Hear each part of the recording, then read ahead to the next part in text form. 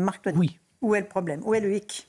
Pour tout vous dire, moi ce matin, quand j'ai entendu ça, j'ai cru à une blague dans un premier temps. Parce qu'effectivement, on vous propose, vous avez dit d'ailleurs, Laurence, livret A. Livret A militaire. Oui, c'est ce qu'on présente ça comme ça. Pas du tout. Le livret A, effectivement, le capital est garanti. Il y a même un taux d'intérêt garanti. Bon, il n'est pas très élevé, mais au moins c'est déjà ça de gagner. Là, il n'y a rien de garanti. Rien. Même pas le capital. En fait, c'est un investissement que vous faites dans une entreprise, si vous préférez, qui va être gérée donc, par BPI France ou autre. Donc des gens sérieux.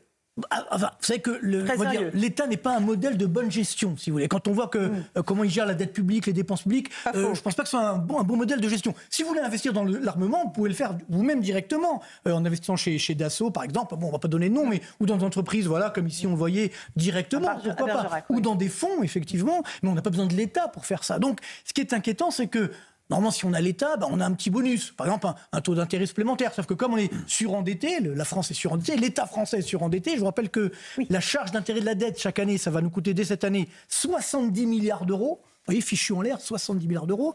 Donc, évidemment, donc on n'a pas posé de taux d'intérêt. Et surtout, le capital n'est pas garanti. C'est-à-dire, on vous dit, vous bloquez l'argent 5 ans. Donc c'est quand même contraignant. Vous n'y touchez pas pendant 5 ans. Et vous n'y touchez pas pendant 5 ans. Donc là, on pourrait dire au moins, on vous garantit le capital. Même pas. Donc ça me rappelle beaucoup l'affaire Eurotunnel, vous vous souvenez, c'est-à-dire dans les années 80. Alors c'était présenté également, il fallait faire du patriotisme, c'était super. D'ailleurs, c'est super Eurotunnel, il n'y a pas de problème. Sauf qu'à l'époque, évidemment, c'était un projet pharaonique et on avait un petit peu sous-estimé les coûts. Donc beaucoup de Français se sont rués sur les actions Eurotunnel. Sauf que en quelques années, le cours de l'action Eurotunnel a baissé de 90%. Donc c'est ça qu'il faut dire aux Français. Moi, évidemment, pourquoi pas ne pas investir? Alors on va vous dire, vous n'êtes pas patriotique si vous n'investissez pas. Mais on peut investir de nous-mêmes, encore une fois, dans les entreprises de défense de la France. Mais ce qui est inquiétant, c'est qu'on ne sait pas ce que l'État va en faire. On ne vous dit pas où il va effectivement investir. Va aller cet argent. Est-ce qu'il va investir dans les autres entreprises? On sait qu'aujourd'hui, par exemple, les entreprises françaises ont du mal à produire en France. Comment va-t-il faire? Et puis parallèlement, donc je termine sur ça, quand on a effectivement l'argent bloqué 5 ans, on peut espérer un minimum de rendement, ce qui n'est pas non plus le cas aujourd'hui. Donc, l'État aurait pu nous faire un petit cadeau fiscal. Alors, il aurait pu nous dire, voilà, on réduit, mais même pas. Donc, il n'y a rien. Éric Nolot, comment on peut présenter ça comme un domaine crucial et présenter quelque chose d'aussi peu attractif? Ah oui, c'est incroyable. Si vraiment la défense de la France en dépend, ou alors on a décidé que les gens allaient faire des actes patriotiques en disant peu importe, c'est la défense de la France, je m'en fiche de ne pas récupérer l'argent. Ça me semble être un calcul un petit peu, c'est le cas de le dire, un calcul un peu risqué. Moi, entre la gravité des enjeux et puis le côté un peu désinvolte, vous ne reverrez peut-être pas votre argent, je trouve qu'il y a une contradiction. Catherine Ney. Alors évidemment, moi j'ai en mémoire l'emprunt Giscard dans des temps plus anciens, et c'est vrai qu'à un moment où l'argent a été bloqué pendant 5 ou 6 ans. Mais il y avait des taux d'intérêt, il y avait une rémunération. Oui, si vous permettez de terminer. Mais comme il n'y avait pas d'inflation et qu'il y avait un taux d'intérêt intéressant, il y a des gens qui sont vraiment trouvé que Giscard était très sympathique, avaient été très contents d'avoir apporté de l'argent. Mais là, j'avais pas vu les choses, et ça, c'est vrai que M. Lombard appelle à du patriotisme. Mais là, si c'est vraiment pour investir et ne rien avoir, c'est un peu donne-moi ta montre que je te donne l'heure. Mais le ministre des Armées était aujourd'hui avec M. Lombard à Bergerac, où déjà, il y a plusieurs mois, le président de la République avait été pour relancer la production de poudre pour l'armement. Et ce qui est nouveau quand même, quand on relance l'industrie, parce qu'il y a un savoir-faire, c'est qu'autrefois, la poudre que l'on achetait, qui était fabriquée avec du coton, de l'acide nitrique, là, aujourd'hui, il y a une production française avec les forêts landaises, c'est un mélange, je ne vous donnerai pas la recette.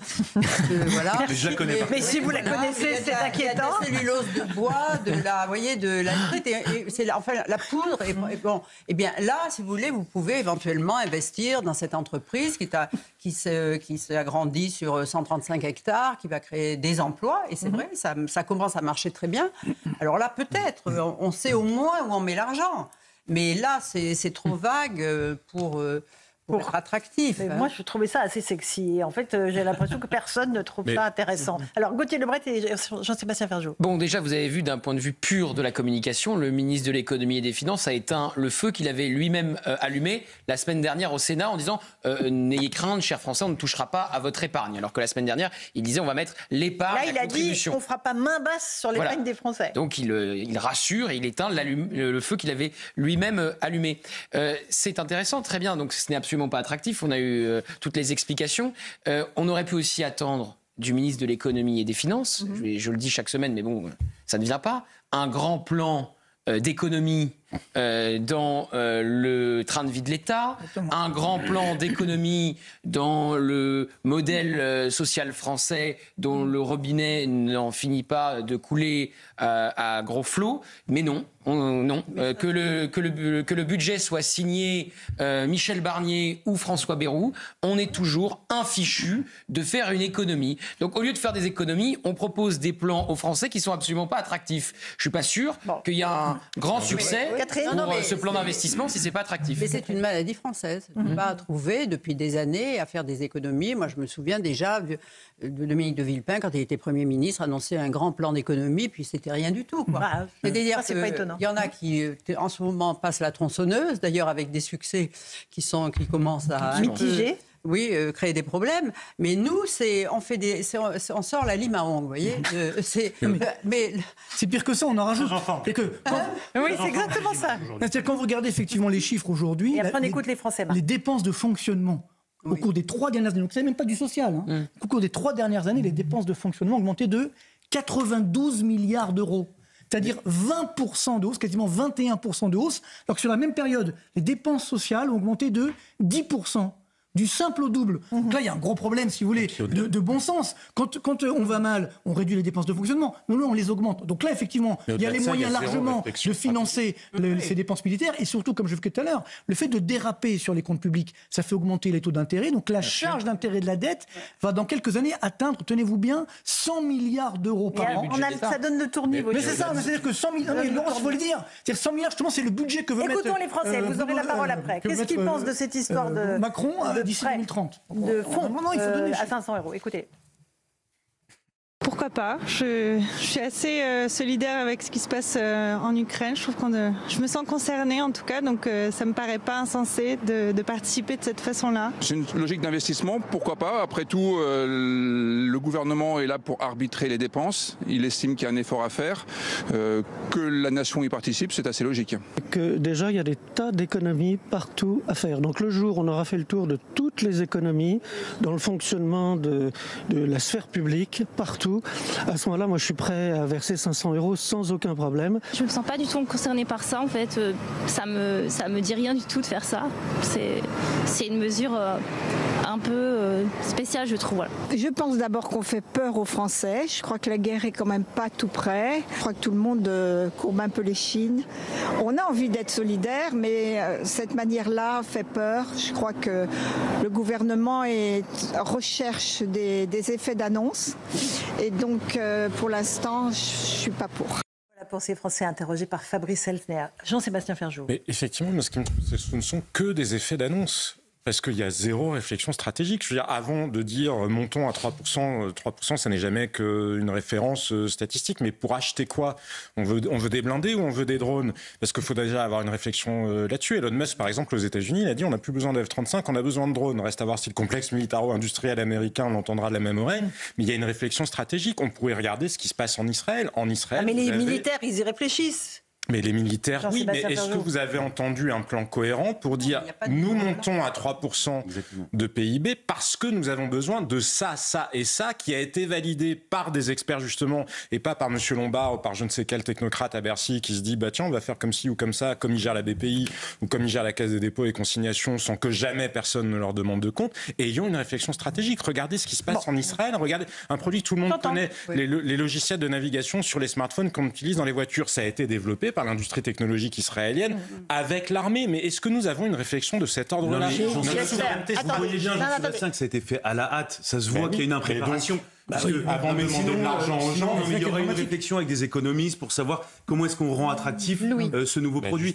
Et par ailleurs, je trouve que c'est un symptôme de faiblesse considérable. Ça montre aux yeux du monde qu'on n'est pas capable de lever cet argent parce qu'on n'est pas capable de se réformer, parce qu'on n'est pas capable de réduire. En fait, on a plus que ça. On a plus que ça pour récupérer 3 euros. Je veux dire, pour faire ça, il faut faire un livre blanc. Or, en 2017, quand le président est arrivé à l'Élysée, il n'a pas voulu le confier, comme d'habitude, aux militaires. Il a demandé à Arnaud Danjean, qui était un ancien de la DGSE, qui était député européen et qui est d'ailleurs un type formidable, un très bon député et qui connaît et qui a beaucoup travaillé, s'il voulait faire. Alors ça ne s'appelait pas un livre blanc. Bon, il y a beaucoup travaillé. Et il a été le présenter à l'Élysée. Alors, on l'a remercié. Puis, au bout de 15 jours, aucune nouvelle. Alors, il appelait, puis voilà. Donc, alors que c'était un document très intéressant. Et notamment, j'avais lu, mais enfin, j'ai oublié beaucoup de choses, mais j'avais noté qu'un des dangers possibles, c'était pour le monde entier, c'était un virus qui s'échappait d'un laboratoire, probablement en Chine. Vous voyez, c'était bon, mais alors voilà. Bon. Mais donc, et depuis, il n'y a eu aucun effort.